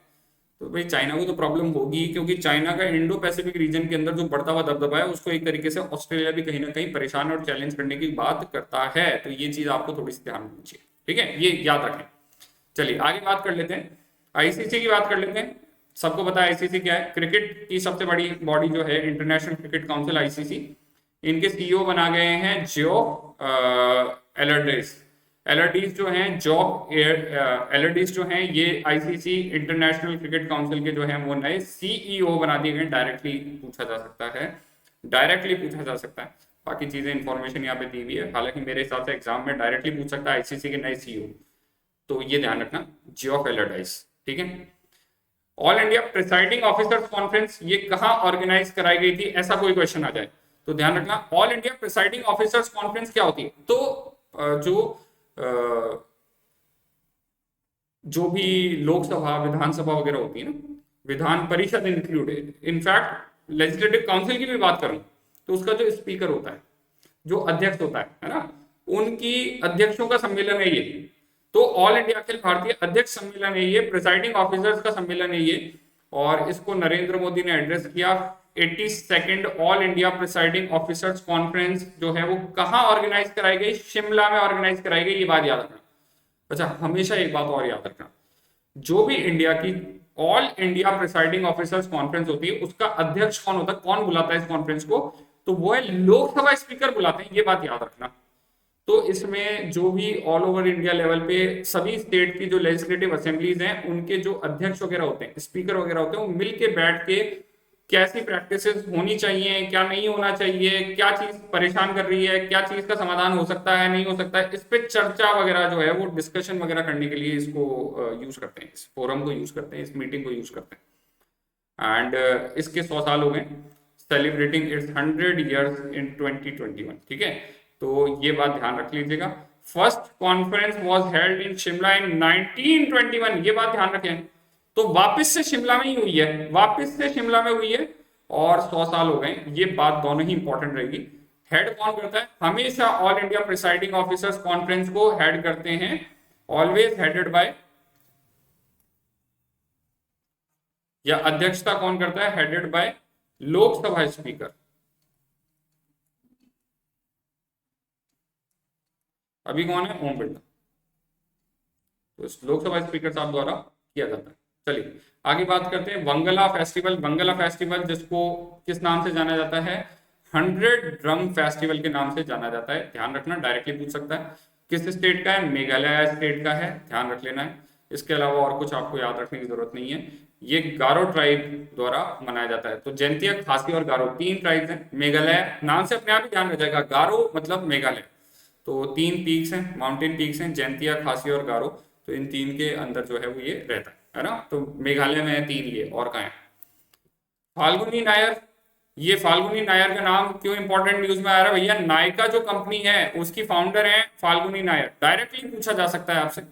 एक ये याद रखनी है, इंडिया 7th वुमेन बिलियनियर, पहली चीज तो ये हो गई, and wealthiest self made billionaire, यानी कि खरबपति बट खुद के दम पे, मतलब खानदानी पैसा नहीं होना चाहिए, या पहले से जो एम्पायर है वो नहीं होना चाहिए। जैसे मुकेश अंबानी का नाम लीजिए आप, तो इंडिया में सबसे धनी व्यक्ति मुकेश अंबानी हैं, बट ये बात ध्यान रखिएगा, मुकेश अंबानी को अपनी विरासत में एक तरीके से रिलायंस कंपनी मिली है, उन्होंने खुद खड़ी नहीं करी है। जबकि ये माना जा रहा है कि नायका जो कंपनी है वो इन्होंने खुद अपने बलबूते पे खड़ी करी है, और इंडिया की सबसे ज्यादा अमीर खुद से बनी हुई, ठीक है, सेल्फ मेड बिलियनियर जो है, अरबपति जो है वो ये बन गई हैं, तो इसलिए इनका नाम रहा। तो आपसे डायरेक्टली पूछ सकता है कि हाल ही में सुर्खियों में रही नायका कंपनी की जो है वो फाउंडर या अध्यक्ष कौन है, ऐसा कुछ है ना, तो थोड़ा सा ध्यान रख लीजिएगा। उससे ज्यादा कोई मतलब नहीं है, इनकी वैल्यूएशन कितनी है, कितने पैसे वगैरह, ये कोई मतलब नहीं है। थोड़ा सा ध्यान रख लेना नायका कंपनी के फाउंडर कौन है ना, ये डायरेक्ट आ सकता है। दूसरा आप बात कर लेते हैं जीआई टैग की। पिछले वीडियो में भी मैंने जीआई टैग की बात की थी।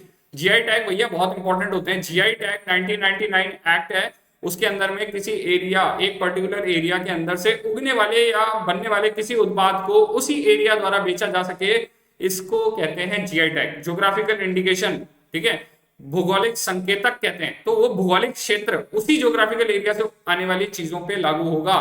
तो चंबा चप्पल है ना, Lahaul knitted socks and gloves, इनको क्या मिल गया है, ज्योग्राफिकल इंडिकेशन मिल गया है। ये चंबा कहाँ है, हिमाचल प्रदेश में। लाहौल कहाँ है, हिमाचल प्रदेश में, लाहौल स्पीति। कुल्लू शॉल, ठीक है, कांगड़ा टी, चंबा रुमाल, कनौरी शॉल, ये सब कांगड़ा पेंटिंग, ये सब क्या है, हिमाचली चुल्ली ऑयल, हिमाचली काले जीरा, ये सब क्या है, हिमाचल में उगने वाले मेजर प्रोडक्ट्स हैं जो उसी एरिया से उगते हैं, तो इनको जीआई टैग। तो ये थोड़ा सा चंबा से लाहौल से पकड़ लोगे है ना, अगर बाय चांस नाम देकर पूछ लेंगे ना कौन से स्टेट का है, ऐसा कुछ है ना, तो ये चीज आप लोगों को हेल्प करेगी। चलिए इसी के साथ में आगे बढ़ते हैं। जस्टिस अशोक भूषण का नाम याद रख लेना। जस्टिस अशोक भूषण कौन है, जस्टिस अशोक भूषण बनाए गए हैं चेयरमैन किसके, national company law appellate tribunal के बनाए गए हैं अध्यक्ष। कंपनी लॉ एपेलेट ट्रिब्यूनल किसी भी कंपनी के दिवालियापन से जुड़े हुए मामलों को डिस्कस करने के लिए या उसको जो है वो एक तरीके से डिसाइड करने के लिए बनाया गया था। और ये कब बनाया गया था, कैसे बनाया गया था, इस पे क्वेश्चन आ सकता है। नेशनल कंपनी लॉ ट्रिब्यूनल कब बना था वगैरह। देखो ध्यान रखना, NCLAT has got a permanent head after 20 months. जब पिछले जस्टिस जो थे एस जे मुखोपाध्याय वो रिटायर हो गए, तो 20 महीने से ये पदवी खाली पड़ी थी, जिसकी वजह से कंपनीज का डिसोल्यूशन वगैरह होता है ना, उनका दिवालियापन वगैरह घोषित करने में बहुत टाइम लग रहा था। तो सरकार ने अब फैसला किया है कि इनको अपॉइंट किया जाए। ना ध्यान रखना वाला पॉइंट है, ये वाला पॉइंट बहुत इंपॉर्टेंट है, ये वाला पॉइंट इंपॉर्टेंट है इसमें, है ना, ये ध्यान रख लेना, स्टार लगा रहा हूं इसलिए। NCLAT has been constituted under section 410 of the Companies Act of 2013 for hearing appeals against the orders of NCLT। तो नेशनल कंपनी लॉ ट्रिब्यूनल, तो उसके फैसलों के खिलाफ मेरे को अगर अपील करनी हो, है ना, वो भी आ जाएगा, एनसीएलटी भी आ जाएगा अभी। तो उसके फैसलों के खिलाफ अगर मुझे अपील करनी हो तो ये अपेलेट ट्रिब्यूनल, यानी कि उसके खिलाफ जा सकता हूं मैं यहाँ पे, उसके फैसलों को अपील कर सकता हूं मैं यहाँ पे, उसके लिए संस्था को बनाया गया था। बात कर लेते हैं सीवी रमन। सीवी रमन का जो है वो 7 नवंबर को जो है वो 135वां जन्म जो है वो वर्षगांठ रही है, इस वजह से ये न्यूज में रहे। चंद्रशेखर वेंकट रमन जो है वो सीवी रमन के नाम से जाने जाते हैं। नोबेल प्राइज मिला था, कब मिला था फिजिक्स का, 1930 में मिला था। देखो जो इंपॉर्टेंट पर्सनैलिटीज न्यूज में रही हो ना, उन पे क्वेश्चन आने के चांसेस रहते हैं। मे बी जैसे फॉर एग्जाम्पल सीवी रमन का एग्जाम्पल ले लेते हैं, क्यों ये न्यूज में रहे, क्योंकि इनकी बर्थ एनिवर्सरी आई थी। अब क्या करेंगे, यूपीएससी डाल देगी, अच्छा सीवी रमन से जुड़े हुए इनमें से कौन सी बात सच है या झूठ है ना, ऐसा डाल देगी, या which of the following statement is true और फॉल्स, ऐसा डाल देगी। तो बोल देगी नोबेल प्राइज जो है वो उनको केमिस्ट्री का मिला था। अब आपको पता होना चाहिए भैया फिजिक्स का मिला था, कब मिला था, 1930 में मिला था। तो ये पॉइंट इंपॉर्टेंट रहते हैं भैया, ये इंपॉर्टेंट है। भारत रत्न उनको कब मिला, 1954 के अंदर मिला था, ये बात भी ध्यान रखनी है आपको, ठीक है। और इन्होंने क्या खोजा था, किस चीज के लिए, रमन प्रभाव, Raman scattering process, Raman effect जिसको कहा जाता है, उसको खोजा था, ये बात ध्यान रखनी है। तो इसीलिए आपको इनकी तारीख याद रखने की जरूरत नहीं है कि किस दिन जन्म हुआ इनका, ये मत याद रखना, ये तो इंपॉर्टेंट नहीं है, ठीक है, ये तो इंपॉर्टेंट नहीं है, बट ये इंपॉर्टेंट है, ये वाले दोनों पॉइंट्स इंपॉर्टेंट, ठीक है। और ये वाला भी कि रमन इफेक्ट, रमन प्रभाव के लिए जाना जाता है, ये चीजें एग्जाम में आ जाती है भाई। इंपॉर्टेंट पर्सनैलिटी न्यूज में आए, क्यों आए, तो क्वेश्चन बना दिया उससे जुड़ा हुआ, ऐसा होता है। चलिए आगे बात करते हैं, मगडालिना एंडरसन, इनकी नाम की बात कर लेते हैं। क्यों, पार्लियामेंट स्वीडन की first ever female prime minister बन गई हैं। अब ऐसा कुछ अजीब होता है तो यार यूपीएससी डाल सकती है, देखो, तो इसीलिए एक बार नाम देख के चले जाएंगे अपन एग्जाम से पहले। मैं बहुत शॉर्ट में इसीलिए बना रहा हूँ, ये पीडीएफ आप एग्जाम से पहले एक बार मतलब निकाल के चल जाओ, इसलिए, ठीक है। तो मैग्डालेना एंडरसन का नाम आ रहा है, क्यों, स्वीडन की प्रधानमंत्री बन गई है, ठीक है। एंड ये जो है वो ओलंपिक्स वगैरह में स्विमिंग चैंपियन वगैरह रही है, तो ये हमें याद रखने की जरूरत नहीं है, बट क्यों इंपॉर्टेंट है, first ever female prime minister बन गई है, ठीक है। कौन सी कंट्री की, स्वीडन की, ठीक है, स्वीडन कंट्री की first ever female prime minister हैं, इसलिए याद रखना। चलो आगे बात कर लेते हैं, ओलेफ स्लॉज की बात कर लेते हैं, या शॉल्स की बात कर लेते हैं। ओलेफ शॉल्स जो है वो जर्मनी के नए नेक्स्ट चांसलर बनेंगे। देखो चांसलर मतलब प्रधानमंत्री, पीएम होता है, जर्मनी में पीएम को चांसलर बोला जाता है, ये बात ध्यान रखना। अब एंजेला मार्केल जो कि वर्ल्ड की सबसे पावरफुल लेडी है, अभी आज की तारीख में सबसे ज्यादा पावरफुल महिला है, ये पिछले 16 सालों से जर्मनी की पीएम रही हैं, जर्मनी की चांसलर रही हैं, ये बात याद रखना। और एंजेला मार्केल का नाम तो आपको ध्यान होना चाहिए। अब उनकी जगह कौन ले रहे हैं, ये डायरेक्ट क्वेश्चन आ सकता है। तो ओलाफ स्कॉल्स जो हैं वो इनकी जगह ले लेंगे। ठीक है, ये बात ध्यान रखनी, बहुत इंपॉर्टेंट बात है कि एंजेला मार्केल जो है वो, उनको 16 साल से कोई नहीं हरा पाया था और बहुत पावरफुल लीडर मानी जाती, बट अब उनकी एज वगैरह की वजह से रिटायरमेंट वगैरह उनको लेना है, तो ओलेफ स्टॉल्स जो है उनकी जगह लेंगे। बहुत इंपॉर्टेंट है। जर्मनी इंडिया रिलेशन बहुत अच्छे हैं। जर्मनी एक मेजर न्यूक्लियर पावर है, जो है वो परमानेंट सीट वाली कंट्री बनना चाहती है। सॉरी, न्यूक्लियर पावर नहीं है, परमानेंट सीट वाली कंट्री बनना चाहती है। न्यूक्लियर पावर कंट्रीज से टक्कर लेने में इंडिया की हेल्प भी करती है, इंडिया का सपोर्ट भी करती है परमानेंट सिक्योरिटी काउंसिल सीट के लिए। सॉरी, है ना, तो वो मैं न्यूक्लियर पावर है बोल गया था, नहीं है मतलब, बट फिर भी वो सपोर्ट करते हैं। तो इसके लिए ग्रुप है, ध्यान रखना। एक एक्स्ट्रा इंफॉर्मेशन दे रहा हूं जो इससे जुड़ी भी नहीं है, बट मे बी यूपीएससी डाल दे। एक G4 नाम से ऑर्गेनाइजेशन है, इसको गूगल करके सर्च कर लेना। ठीक है, ये भी एग्जाम में आ सकता है। और साथ ही साथ इसी से जुड़ा हुआ है कॉफी क्लब। ये दो ऑर्गेनाइजेशंस को गूगल कर लेना साथ साथ ही। ठीक है, तो ये एग्जाम के हिसाब से इंपॉर्टेंट बात हो सकती है। इसमें जर्मनी इंडिया शामिल है G4 में, जापान शामिल है और ब्राजील शामिल है। ये चार कंट्रीज मिलके एक दूसरे को सपोर्ट करते हैं कि हमें परमानेंट सीट मिल जाए यूनाइटेड नेशन सिक्योरिटी काउंसिल में। कॉफी क्लब वाले इसके अगेंस्ट में है और इसमें पाकिस्तान शामिल है। तो ये कई बार क्वेश्चन आ चुका है यूपीएससी में, है ना। तो इसमें पाकिस्तान है, इसमें G4 में जर्मनी और इंडिया दोनों हैं। तो ये थोड़ा सा देख लीजिएगा। मेरे पास थोड़ा सा टाइम शॉर्ट है क्योंकि मेरे को पूरे मंथ के करंट अफेयर्स कवर करने, वरना मैं हर एक चीज को नहीं समझा पाऊंगा। तो थोड़ा सा मेहनत कर लो, थोड़ा सा गूगल बाबा की सहायता कर लो। और दूसरा, अब तो पढ़ लो करंट अफेयर्स थोड़ा, तो इतना तो मैं हेल्प कर सकता हूँ आपके लिए। फूमियो किशिदा, फूमियो किशिदा का नाम इंपॉर्टेंट रहेगा। देखो, बहुत सीधे तौर पे जापान के प्राइम मिनिस्टर बन गए। जापान प्राइम मिनिस्टर, भैया देख लो, ध्यान रख लेना, जापान के प्राइम मिनिस्टर बने सीधे सीधे तौर पे। इससे ज्यादा कोई क्वेश्चन नहीं है आपके लिए। जापान के प्राइम मिनिस्टर कौन बने हैं, नए प्राइम मिनिस्टर का नाम बताओ, ऐसा कुछ भी आ जाए तो भैया फूमियो किशिदा, फूमियो किशिदा। ये बात ध्यान रखनी, डायरेक्टली इससे ज्यादा कोई क्वेश्चन नहीं बनेगा। इसके आजू बाजू कुछ क्वेश्चन नहीं है, ये डायरेक्ट क्वेश्चन। चलो आगे बढ़ते हैं। CS वेंकट कृष्णन, CS वेंकट कृष्णन जो है वो क्या बन रहे हैं, जेस स्टेसली की जगह CEO ऑफ बार्कलेज बन रहे हैं। अब देखो, बार्कलेज क्या है, बैंक है, ये बात ध्यान रखनी है पहली चीज तो। और क्योंकि ये इंडियन है इसीलिए इंपॉर्टेंट है। हमें कोई फर्क नहीं पड़ता अगर ये ऑस्ट्रेलियन होते, कोई नहीं पूछता आपसे एग्जाम में, बट क्योंकि ये इंडियन है इस वजह से इंपॉर्टेंट है। ठीक है, तो डायरेक्टली पूछ सकता है आपसे कि भैया किस इंडियन को हाल ही में इंटरनेशनल बैंक बार्कलेज का CEO नियुक्त किया गया है। तो भैया ध्यान रख लेना, CS वेंकट कृष्णन। ठीक है, ये कैसे बने, क्या बने, फलाना, ये कोई मतलब नहीं अपने को। ठीक है, और कैसे, कब, किस कंपनी में थे, वो भी मतलब नहीं। इंफॉर्मेशन चाहिए, एक्स्ट्रा है, दे रखी है नीचे, पढ़ो तो पढ़ो, नहीं तो कोई फर्क नहीं पड़ता। CS वेंकट कृष्णन का नाम याद रख लेना, एग्जाम में आ सकता है। चलो आगे बढ़ते हैं। जस्टिस रामलिंगम सुधाकर, ये नाम भी क्यों इंपॉर्टेंट है, मैंने अभी बताया था आपको, कंपनी लॉ एपेलेट ट्रिब्यूनल है ना, NCLAT। अब NCLT की बात कर लेते हैं। तो जस्टिस रामलिंगम सुधाकर को क्या बना दिया गया है, प्रेसिडेंट बना दिया गया है नेशनल कंपनी लॉ ट्रिब्यूनल का, president of national company law tribunal, NCLT।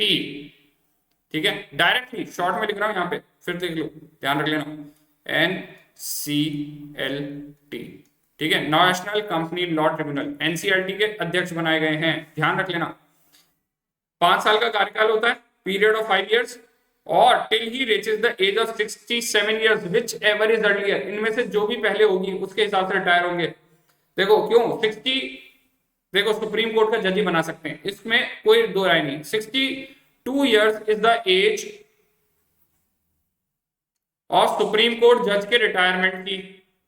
तो अगर कोई 62 में रिटायर हो रहा है तो 5 साल कैसे पूरे करेगा, 5 साल करेगा जब वो 67 years का हो जाएगा। इसीलिए 67 या 5 years of service which ever is earlier, इनमें से जो पहले हो जाए उसके हिसाब से रिटायर होगा।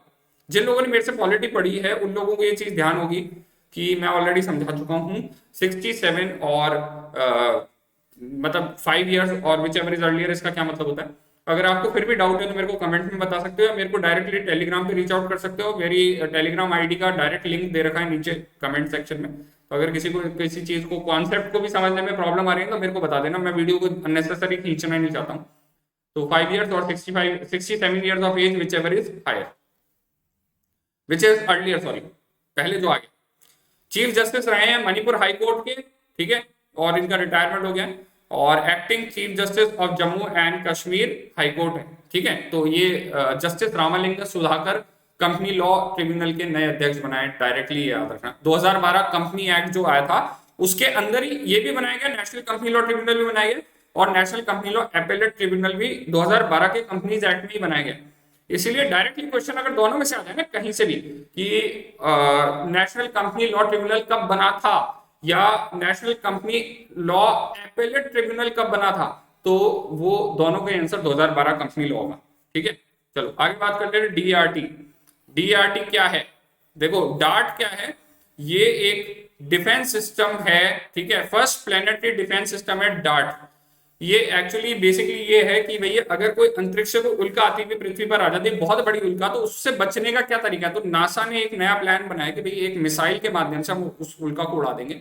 तो हमारे ग्रह को बचाने का डिफेंस सिस्टम है, किसके द्वारा बनाया गया है, लॉन्च किया गया है, नासा के द्वारा लॉन्च किया गया। डायरेक्टली पूछ सकता है डार्ट क्या है, किससे जुड़ा हुआ है, ऐसा कुछ फुल फॉर्म क्या है, कुछ भी पूछ ले तो ये यहाँ पे याद रखना, डबल एस्ट्रॉइड रिडायरेक्शन टेस्ट, ठीक है। और ये डायरेक्टली भी पूछा जा सकता है किस ऑर्गेनाइजेशन द्वारा बनाया गया है, क्या है, किससे जुड़ा है। यूपीएससी देखो साइंस टेक्नोलॉजी में जो एडवांसमेंट होते हैं ना उस पर क्वेश्चन डालती है, खासतौर से एनडीए सीडीएस के एग्जाम में। साइंस का वेटेज अच्छा है, मेरा मानना है कि सीधे सीधे तौर पे भैया साइंस के क्वेश्चन मत छोड़ देना गलती से भी, बहुत आसान होते हैं। अगर आप साइंस के क्वेश्चन छोड़ रहे हो तो यार एग्जाम पास करना बहुत मुश्किल है, सीडीएस का एनडीए का दोनों के लिए साफ बता रहा हूँ।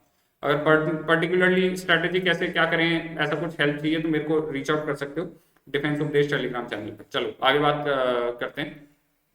रविचंद्रन अश्विन है ना, रविचंद्रन अश्विन ने क्या कारनामा करके दिखाया, तो भैया रविचंद्रन अश्विन बन गए हैं हरभजन सिंह के बाद में अगले ऐसे विकेट कीपर इंडिया की तरफ से टेस्ट मैच में जिन्होंने, सॉरी विकेट कीपर नहीं विकेट टेकर, ठीक है। और इन्होंने जो है वो हरभजन सिंह को पीछे छोड़ते हुए थर्ड हाईएस्ट विकेट टेकर बन गए हैं इंडिया के लिए। इंडिया के लिए सबसे ज्यादा टेस्ट क्रिकेट में विकेट लेने वाले बंदे बन गए, और 418 विकेट इन्होंने हाल ही में लिए, ये बात ध्यान रखना। टॉप नंबर पे कौन है, अनिल कुंबले फर्स्ट नंबर पे 619 विकेट लिए हैं, ध्यान रखना, ये भी पूछ सकता है। और कपिल देव जो हैं उन्होंने 434 विकेट लिए हैं। ये दो नाम ध्यान रख लेना, फर्स्ट सेकंड, और थर्ड नंबर पे आ गए आर अश्विन, ये पूछ सकता है, ठीक है। आगे ध्यान रख लेते हैं, अश्विन जो है वो चौथे ऐसे इंडियन बॉलर हैं जिन्होंने 400 से ऊपर विकेट लिए हैं। तो ये भाई सीधी सी बात है, हरभजन थोड़े से पीछे रह गए इनसे, ये आगे बढ़ गए। चलो आगे बढ़ गए, बात कर लेते हैं सैयद मुश्ताक अली ट्रॉफी 2021। ध्यान रख लेना किस खेल से जुड़ी हुई है, तो डायरेक्टली क्रिकेट से जुड़ी हुई है। सैयद मुश्ताक अली ट्रॉफी क्रिकेट, कई बार ऐसा भी क्वेश्चन डाल देता है यार यूपीएससी वाला कि भाई अच्छा ये बताओ ये ट्रॉफी ये टूर्नामेंट किससे जुड़ा है। एफकेट वगैरह में तो ये बहुत कॉमन है, तो ऐसा करते ही है वो। तो क्रिकेट जो है उससे जुड़ी हुई है। किस स्टेट ने जीती, तमिलनाडु ने जीती है, तमिलनाडु ने जीत लिया है सैयद मुश्ताक अली ट्रॉफी, ठीक है। और किसको हराया, कर्नाटका को हराया, डिफीटेड कर्नाटका। तमिलनाडु ने तीसरी बार ऐसा जीता है, एंड ये कहाँ हुआ था, दिल्ली में हुआ था। और शाहरुख खान जो है उनको दिया गया है मैन ऑफ द मैच, और तमिलनाडु को टोटल 10 लाख का प्राइज मिला है। हालांकि ये 10 लाख का प्राइज आपके लिए इंपॉर्टेंट नहीं है, ये इंपॉर्टेंट नहीं है, बट पहला पॉइंट इंपॉर्टेंट है, फर्स्ट पॉइंट इज इंपॉर्टेंट, ये बात ध्यान रखना। सैयद मुश्ताक अली ट्रॉफी किससे जुड़ी हुई है और किसने जीती है, ये दो क्वेश्चन बनने के चांस ज्यादा है। चलो आगे बात करते हैं अलेक्जेंडर ज़वेरेव। अलेक्जेंडर ज़वेरेव का नाम क्यों आ रहा है, क्योंकि ये है जर्मनी के खिलाड़ी अलेक्जेंडर ज़वेरेव। इन्होंने सेकंड एटीपी फाइनल, पिछले साल का एटीपी फाइनल भी इन्होंने जीता था। एटीपी किससे जुड़ा हुआ है, तो ये बात सीधे सीधे तौर पर देख लेना, ये है टेनिस, टेनिस से जुड़ा हुआ है, ठीक है। तो एटीपी फाइनल्स किस खेल से जुड़े हुए हैं, ऐसा क्वेश्चन भी आ जाए, या किसने जीते हैं वो क्वेश्चन आ जाए, तो आपको ध्यान रखना है कि भैया अलेक्जेंडर ज़वेरेव ने जीता है। किसको हराया है, रशिया के डेनिल मेदवेदेव को हराया है फाइनल के अंदर, ठीक है। और ओलंपिक सिंगल गोल्ड मेडलिस्ट रहे हैं। ओलंपिक्स में सिंगल गोल्ड मेडल किसने जीता टोक्यो में, ये भी ज़ेवरेव ही है, ये बात ध्यान रख लेना। एंड ये बात सीधे सीधे तौर पर एग्जाम में आ सकती है, ठीक है, ये बात ध्यान रखें। तो एटीपी किससे जुड़ा हुआ है, एटीपी किसने जीता है, ऐसा कुछ पूछ ले तो अलेक्जेंडर ज़ेवरेव का नाम ध्यान रखना। टेनिस एक फेवरेट स्पोर्ट्स में से यूपीएससी के बहुत क्वेश्चन आता है टेनिस पे। चलो आगे बात करते हैं केंटो मोमोटा। केंटो मोमोटा का नाम क्यों आ रहा है, क्योंकि बैडमिंटन के अंदर वर्ल्ड के नंबर 1 खिलाड़ी हैं, ये जापान के हैं केंटो मोमोटा। इन्होंने इंडोनेशिया मास्टर्स बैडमिंटन टूर्नामेंट जीता। Indonesia masters badminton tournament men's single title जो है, ठीक है, पुरुषों का एकल खिताब जीत लिया है।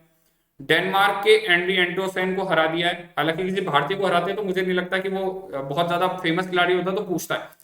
अभी क्या किया इन्होंने, पिछली बार यूपीएससी वालों ने क्या किया था, ऑस्ट्रेलियन ओपन में या फिर फ्रेंच ओपन में किसको हराया, ऐसा भी क्वेश्चन डाल देते हैं कई बार, तो इसलिए थोड़ा सा ध्यान रख लेना। वुमेन सिंगल्स जीता है जापान की अकाने यामागुची ने, ठीक है, वुमेन्स जापान की जो है खिलाड़ी अकाने यामागुची, इन्होंने जीता है, ये बात ध्यान रख लेना। सिंपल सिंपल तौर पे ये क्वेश्चन आ सकता है। वुमेन्स डबल जापान ये रहेंगे, बट हालांकि इनको याद रखने की जरूरत नहीं, इसलिए मैंने यहाँ पे यही नाम डाला है, एक केंटो मोमोटा का नाम डाला है, क्योंकि ये ध्यान रख लेना किस इन्होंने जो है वो इंडोनेशिया मास्टर्स बैडमिंटन टूर्नामेंट किसने जीता, ऐसा क्वेश्चन डाल दे तो केंटो मोमोटा एक फर्स्ट नंबर के खिलाड़ी है, रैंक 1 चल रही है इनकी वर्ल्ड में, तो इसलिए भी इंपॉर्टेंट है, तो थोड़ा ध्यान रखें। अगला बात कर लेते हैं आरिफ खान की। देखो अभी चल रहे हैं विंटर ओलंपिक खेल, ध्यान रखना विंटर ओलंपिक खेल जो होते हैं वो ओलंपिक खेलों के 2 साल बाद होते हैं। अब 2020 में ओलंपिक खेल जो होने वाले थे वो 2020 में हो नहीं पाए कोरोना की वजह से, 2021 में हुए थे, तो 2022 के ओलंपिक खेल जरूर होंगे। तो विंटर ओलंपिक खेल कहाँ ऑर्गेनाइज करे जा रहे हैं ये पूछ ले तो 2022 विंटर ओलंपिक्स कहाँ होंगे, बीजिंग में हो रहे हैं, अभी हो चुके हैं ऑलरेडी ये, ठीक है, अभी जब मैं क्लास रिकॉर्ड कर रहा हूँ इस टाइम पे तो ऑलरेडी हो गए विंटर ओलंपिक खत्म। अब यहाँ पे ध्यान रखना नॉर्थ कश्मीर से हैं और ये जो है वो दुबई जाके प्रैक्टिस वगैरह की ने। इवेंट क्या है, खेल क्या है, तो ये ध्यान रखना स्कीइंग, ठीक है, स्कीइंग जो है उस खेल से जुड़ा हुआ है। इनका नाम आरिफ खान है, जम्मू कश्मीर के स्कीइंग में इकलौते खिलाड़ी जिन्होंने भारत की तरफ से विंटर ओलंपिक शीत ओलंपिक खेलों में हिस्सा लिया। नाम पूछ सकता है, डायरेक्टली पूछ सकता है, ये भी ध्यान रखना, आरिफ खान का नाम ध्यान रख लेना, ठीक है, अल्पाइन स्कीयर आरिफ मोहम्मद खान, ठीक है। 2022 ओलंपिक खेल कहाँ होंगे या शीत ओलंपिक खेल कहाँ हो रहे हैं ऐसा भी पूछ ले तो आपको ध्यान रखना है बीजिंग में, ठीक है, और ये क्वेश्चन आप लोगों के लिए इंपॉर्टेंट रहेगा। चलो आगे बात कर लेते हैं, एबी डिविलियर्स की बात कर लेते हैं। एबी डिविलियर्स जो है वो सब लोगों ने नाम सुना है, इन्होंने साउथ अफ्रीकन क्रिकेटर है, इन्होंने क्या ले लिया है, रिटायरमेंट ले लिया, ठीक है, सिंपल चीज और है। देखो क्रिकेट एक ऐसा फेमस स्पोर्ट है इंडिया में कि हर कोई उससे अपडेट रहता है, खासतौर से जो लेडी कैंडिडेट्स हैं एनडीए के लिए या ओटीए के लिए, उनको कई बार क्रिकेट के बारे में इंफॉर्मेशन नहीं होती है। अगर बाई चांस आप भी, कोई जरूरी नहीं कि हर किसी का फेवरेट स्पोर्ट क्रिकेट ही हो, अगर नहीं अपडेट तो वो यहाँ से एक थोड़ा सा ये ध्यान रख लेना कि एबी डिविलियर्स ने रिटायरमेंट ले लिया, ये डायरेक्टली पूछ सकता है। हालांकि ध्यान रखिएगा कि बहुत ज्यादा इंपॉर्टेंस नहीं देंगे, एबी डिविलियर्स का नाम ध्यान रखिएगा, रिटायरमेंट ले लिया, बहुत फेमस क्रिकेटर है और इनका रिटायरमेंट लेने एक मेजर खबर बनेगा, इसलिए। आगे बात करते हैं, वेस्ट इंडीज जो है वो क्या ऑर्गेनाइज कराएगा, ICC under 19 mains world cup, ठीक है। तो वेस्ट इंडीज जो है वो कहाँ है, वेस्ट इंडीज कैरिबियन कंट्रीज में है, अमेरिका के पास में छोटा सा आइलैंड ग्रुप है जिसको वेस्ट इंडीज कहते हैं। और 14th edition of ICC under 19 men cricket world cup जो है वो कौन ऑर्गेनाइज कराएगा, वेस्ट इंडीज कराएगा, डायरेक्टली पूछा जा सकता है। दूसरी चीज, आगे वाले जो मैचेस हैं उसके अंदर जो है वो इस तरीके से ये सब कंट्रीज जो है वो हिस्सा लेंगे। 10 कंट्रीज जो है, Barbados, Guyana, Saint Kitts, Nevis and Trinidad Tobago, Antigua, ये सब कंट्रीज मिलके साउथ वेस्ट इंडीज बनते हैं, तो ये होस्ट करेंगे mains world cup cricket tournament under 19 वाला। दूसरी बात कर लेते हैं, आईसीसी की क्रिकेट की बात करते हैं, चैंपियंस ट्रॉफी 2025 पाकिस्तान में होगी, ये बात याद रखना, Pakistan will host 2025 champions trophy ICC tournament. कहां पे होगा, डायरेक्टली पूछ ले तो पाकिस्तान में होगा, ये बात याद रखनी है। दूसरा, United states and West Indies will host 2024 T20 world cup, ये भी इंपॉर्टेंट है। उसके अलावा दूसरी बात, इंडिया के अंदर कौन कौन से आगे आईसीसी इवेंट्स होने वाले हैं उनका भी ध्यान रखना, 2026 T20 वर्ल्ड कप और 2031 50 ओवर वर्ल्ड कप ये दोनों इंडिया में होंगे। तो ये इंपॉर्टेंट है भैया, ये ध्यान रख लो, ये इंपॉर्टेंट न्यूज है बहुत ज्यादा। आईसीसी क्रिकेट से जुड़ा हुआ अगला टूर्नामेंट वगैरह कहाँ होगा, ऐसे क्वेश्चन आते हैं, तो उसके लिए इंपॉर्टेंट रहेगा। T20 world cup, T20 world cup जो है उसके अंदर ऑस्ट्रेलिया ने न्यूजीलैंड को हरा दिया 8 विकेट से to clinch their first ever T20 world cup title under the captaincy of Aaron Finch. Aaron Finch की अध्यक्षता में पहला T20 वर्ल्ड कप जीता है, उससे पहले ऑलरेडी ऑस्ट्रेलिया जीती चुकी है। Chasing a target of 173 Australia won the game with 7 balls to spare. ठीक है, डेविड वार्नर को मिला था प्लेयर ऑफ द टूर्नामेंट, ये भी डायरेक्टली पूछ सकता है, तो थोड़ा सा ध्यान रख लीजिएगा। T20 वर्ल्ड कप हाल ही के अंदर हुआ है इसीलिए इंपॉर्टेंट रहेगा, तो ये डायरेक्टली पूछा जा सकता है। ऑस्ट्रेलिया ने जो है वो न्यूजीलैंड को हरा दिया। चलो आगे बढ़ेंगे। वुमेन्स क्रिकेट इन 2022 कॉमनवेल्थ, पहली बार राष्ट्रमंडल खेल। कॉमनवेल्थ को क्या बोला जाता है? कॉमनवेल्थ को कहा जाता है राष्ट्रमंडल खेल। राष्ट्रमंडल खेलों के अंदर पहली बार जो है वो महिला क्रिकेट को भी शामिल किया जा रहा है, ये बात ध्यान रखना। ये डायरेक्टली पूछ सकता है 2022 के कॉमनवेल्थ गेमों में या फिर राष्ट्रमंडल खेलों में कौन से खेल को पहली बार शामिल किया जा रहा है, ऐसा क्वेश्चन आ सकता है आपके सामने एग्जाम में। तो women's cricket will make its debut in 2022 Commonwealth Games on July 29 while final will be played on August 7 2022। India will face Australia in the opening match, ध्यान रख लेना। ये हालांकि ये इंपॉर्टेंट नहीं है आप लोगों के लिए, बट ध्यान रखना कि ये कहाँ होने वाले हैं और कौन खेलेगा।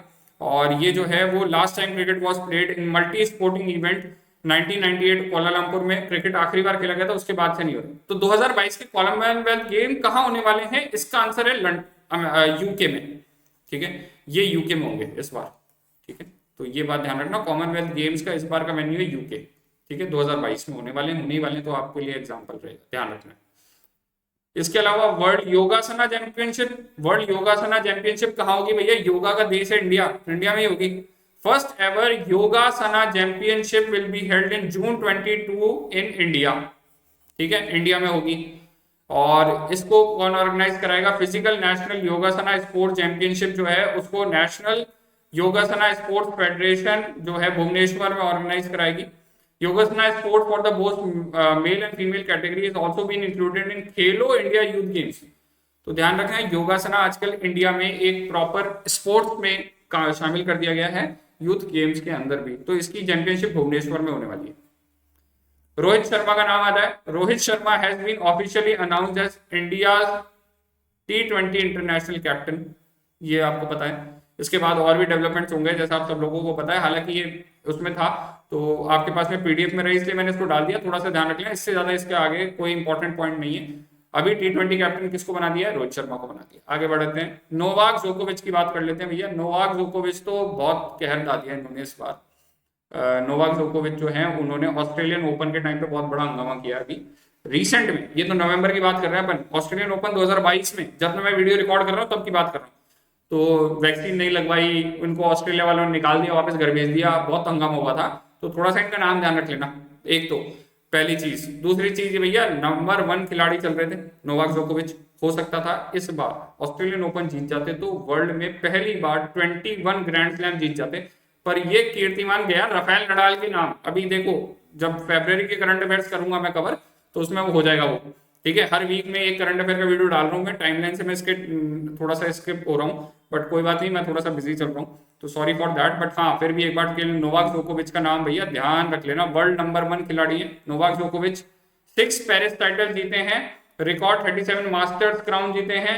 ही defeated 2022 champion Daniil Medvedev in the final, and जो है वो कौन सा पेरिस टाइटल जो है वो इन्होंने जीता, और इसलिए ये नाम जो है वो इंपॉर्टेंट रहेगा।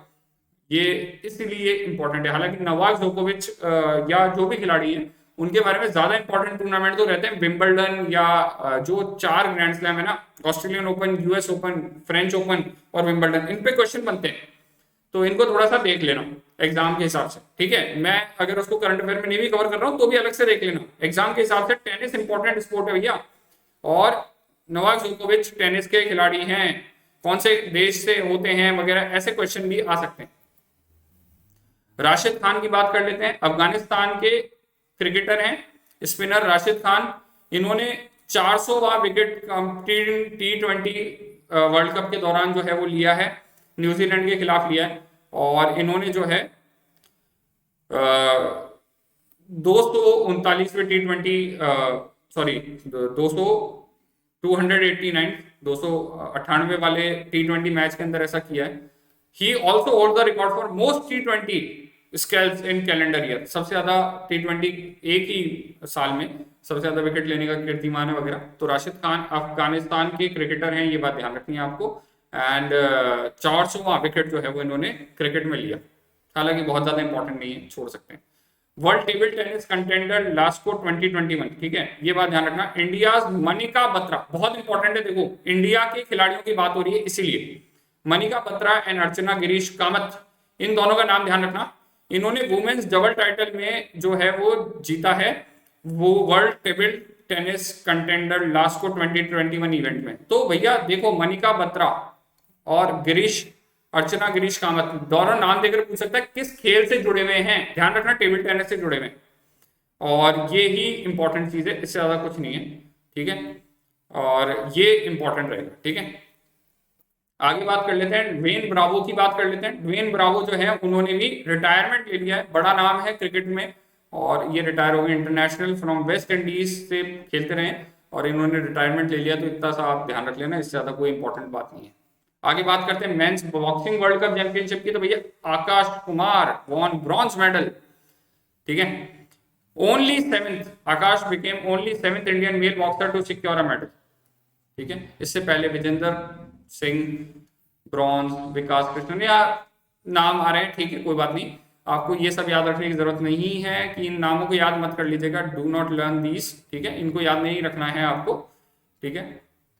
डू नॉट लिख देता हूं मैं, मग, ठीक है, इनको याद नहीं रखना है आपको, डू नॉट मग अप, ठीक है। बट ये याद रखना, आकाश चोपड़ा नाम डायरेक्ट आ जाए और पूछ ले कि भैया किस खेल से जुड़ा हुआ है, तो बॉक्सिंग से जुड़े हुए हैं, इसीलिए बता रहा हूँ बस, और कोई मतलब नहीं है।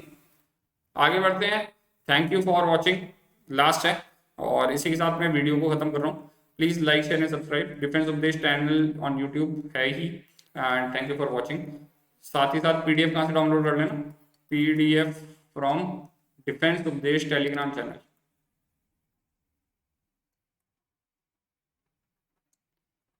ठीक है। तो ये चीज थोड़ी सी ध्यान रख लेना, वहां मिल जाएगा पीडीएफ डाउनलोड कर लो, थोड़ा सा पढ़ लो, एग्जाम आ ही गया।